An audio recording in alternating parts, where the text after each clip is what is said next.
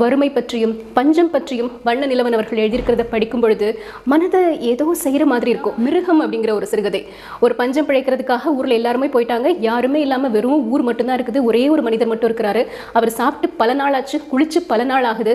அப்போ ஒரு வீட்டில் ஒரு நாய் வந்து கதவை திறந்துட்டு உள்ளே போகிறத பார்ப்பாரு. இவரும் போவார். அந்த நாயை விரட்டிட்டு அந்த வீட்டில் ஏதாவது சாப்பிட்றதுக்கு கிடைக்குமான்னு தேடி பார்ப்பாரு.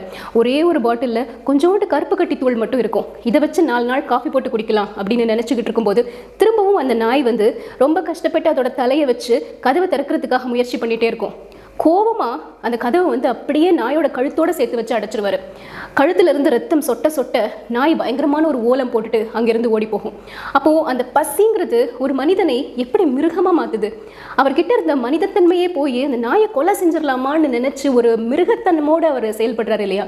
இந்த மாதிரி பஞ்சம்ங்கிறதும் பசிங்கிறதும் ஒரு மனிதனை எப்படி வேணாலும் மாற்றும் அப்படிங்கிறத அவரோட கதைகளை படிக்கும்போது நமக்கு தெரிஞ்சுக்க முடியும்.